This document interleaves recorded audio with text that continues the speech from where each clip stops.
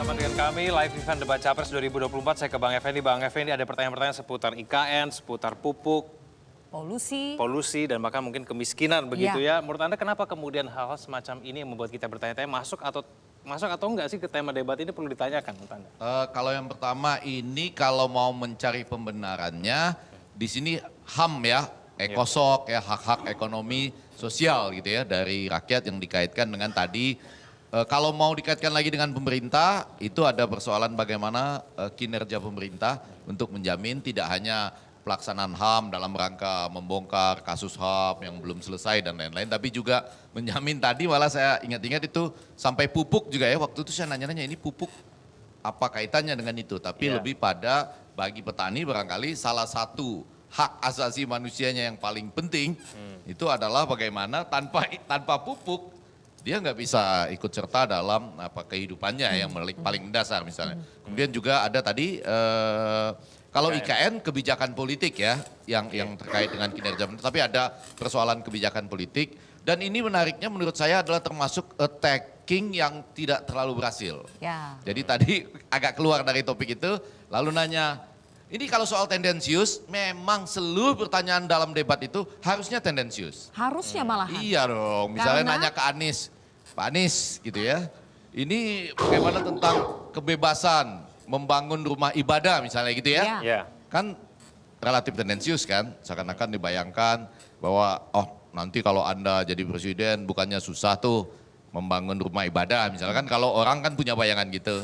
Tapi dijawab dengan data yang seperti ini loh, saya mengeluarkan ini angkanya segini, jangan-jangan terbesar di Indonesia dan lain sebagainya itu. Apanya?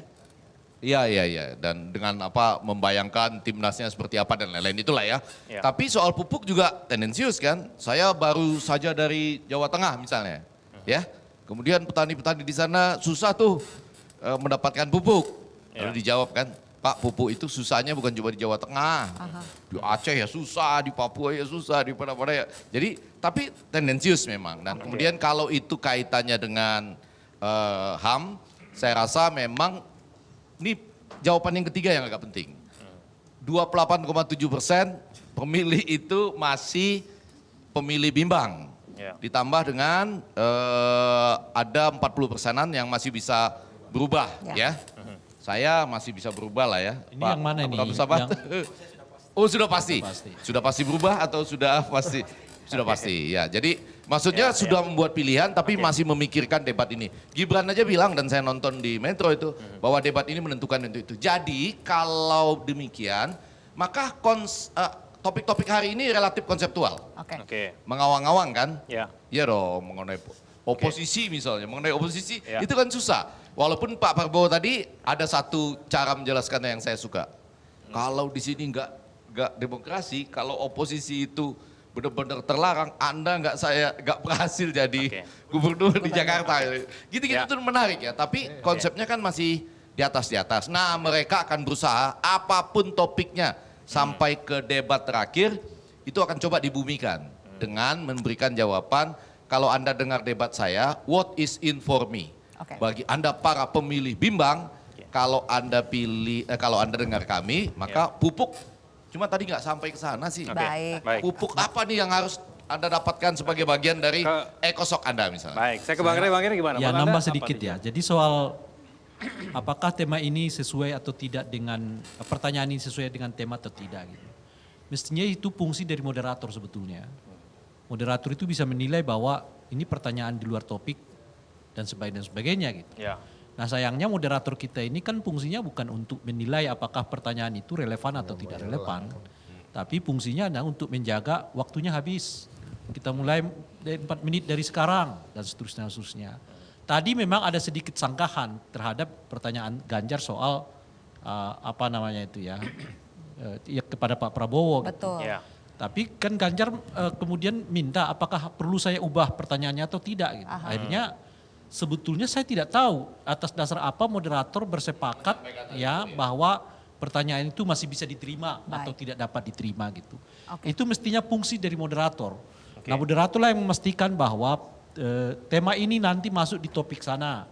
tema ini nanti masuk di topik sana gitu. Kita fokus pada ini, Ya. karena kami menilai bahwa pertanyaan ini masuk dalam topik yang sebagainya gitu. Oke, baik. Nah di situ Ya. fungsinya mereka. Oke. Masih ada waktu nggak kira-kira ya? Masih ada waktu, makanya ingin kita berikan kepada 01 dan 03 ya untuk menjawab. Saya ingin kita agak berbicara Saya mau lebih. tanyakan satu sebetulnya, tapi nanti Kenapa, di Bang ujung Rey? aja. Apa mau bertanya apa dikit? Coba. Nah di ujung aja, di ujung. Oh di ujung, Oke, di ya udah ujung, disimpan dulu di Nanti ujung. moderator kita bisa ya mengasih tahu bahwa ini masuk dalam kriteria yang boleh ditanyakan atau tidak. Baik, boleh. Makanya lebih seru debat di sini gak? Oke, kita ingin berbicara sedikit lebih maju ya, karena dari tadi disinggung bahwa debat ini penting untuk bisa meyakinkan undecided voters. Karena kemarin kita cukup terkejut ketika melihat bagaimana ada hasil survei Litbang Kompas yang mengatakan undecided voters atau pemilih yang belum menentukan pilihan itu sampai 28,7%. Ya. Makanya saya ingin tanya ke Mas Jakfar, kalau dilihat dari performance Anies hari ini, boleh dong kita mengevaluasi diri sendiri juga ya. Bagaimana Anda menilai kelebihan Anies yang bisa membawa Anies ini meyakinkan undecided voters untuk memilih 01 dibandingkan 02 dan 03? Pertama Mbak, saya melihat penampilan Mas Anies cemerlang ya. Cemerlang. Kenapa? Berbagai hal yang ditanyakan dan visi misi yang disampaikan sangat konseptual.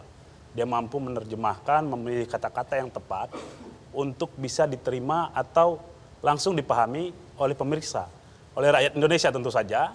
Terlihat dari awal sampai akhir pertanyaan-pertanyaan dijawab secara lugas, secara baik, dan kemudian saat menanggapi pun memberikan pertanyaan-pertanyaan atau tanggapan-tanggapan yang menurut saya itu menandakan bahwa dia siap memimpin.